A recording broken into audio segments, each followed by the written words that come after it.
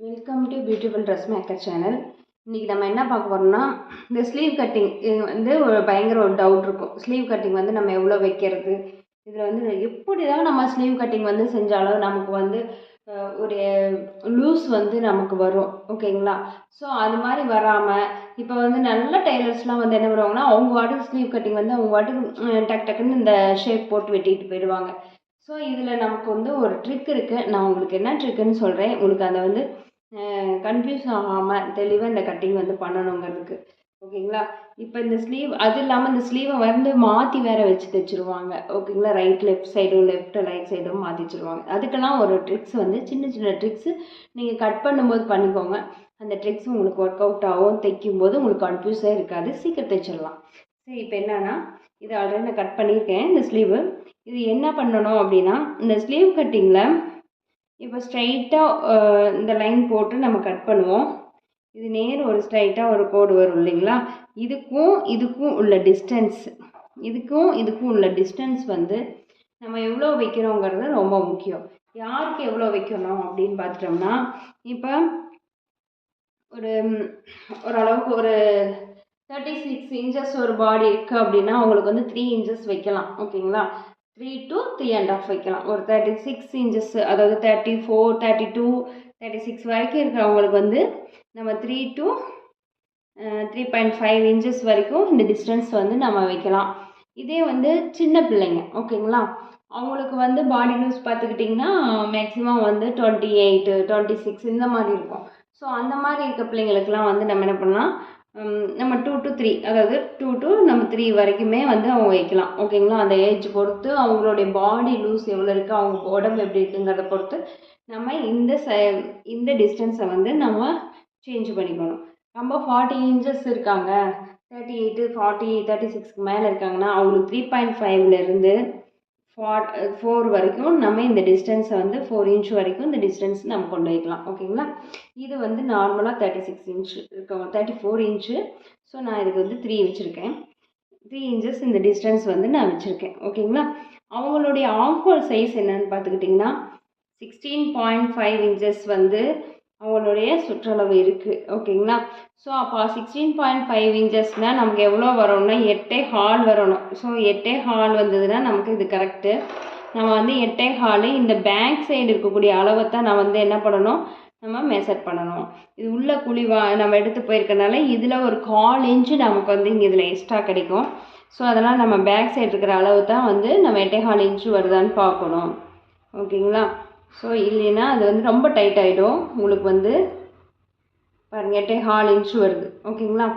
So இது 8.25 வருது. So இந்த அளவு வந்து கரெக்டாக நமக்கு 8.25 வரணும். இது நம்ம எப்படி போடுறோம் அப்படின்னா, நான் உங்களுக்கு சொன்னேன், இந்த 3 இன்ச்சு நான் தள்ளி ஒரு மார்க் பண்ணிக்கிட்டேன்.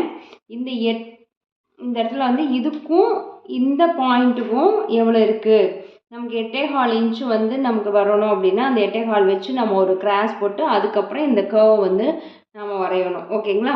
இந்த கர்வ் அதுக்கப்புறம் வரைஞ்சிட்டு அடுத்து என்ன பண்ணால் இந்த இடத்துல வந்து இங்கேருந்து ஒரு 1/2 இன்ச்சு உள்ள தள்ளிட்டு, ஓகேங்களா, ஒரு 1/2 இன்ச்சு உள்ள தள்ளி இங்கேருந்து ஒரு இன்ச்சுக்கு 2 ஒரே சைஸில் வரணும். ஏன்னா இந்த இடத்துல ஷோல்டர் நமக்கு ஒரே சைஸில் இருக்கும். ஓகேங்களா? அதுக்கு கீழே போகத்தான் நமக்கு என்ன ஆகும்னா அந்த குழி வரும். ஓகேங்களா?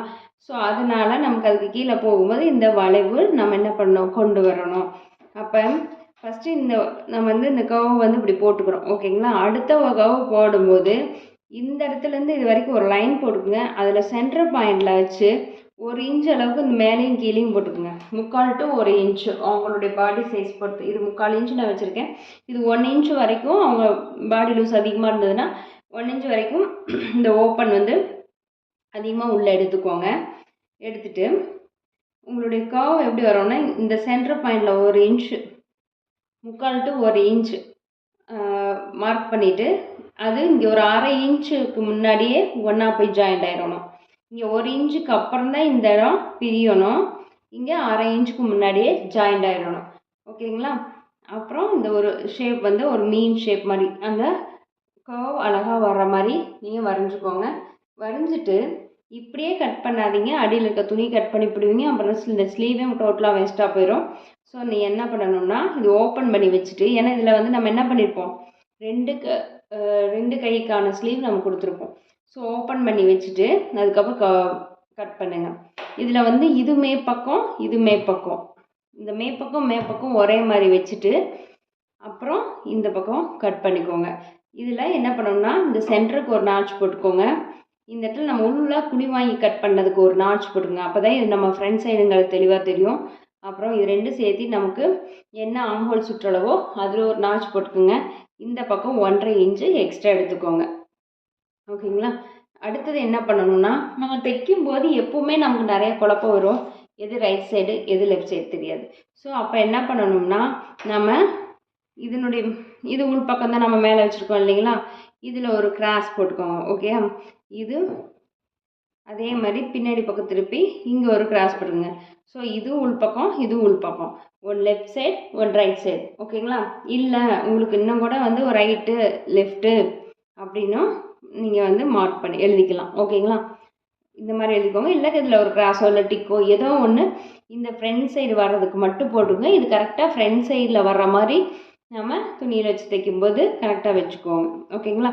அப்போ நம்ம கன்ஃபியூஸே வராது.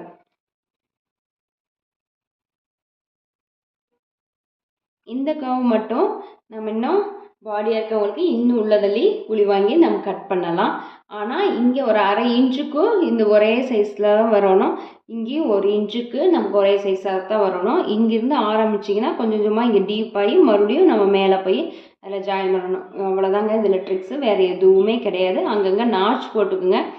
அப்புறம் மார்க் பண்ணிக்கோங்க. உள் பக்கம் இது ஃப்ரண்ட் சைடு அப்படிங்கிறத மார்க் பண்ணிக்கோங்க.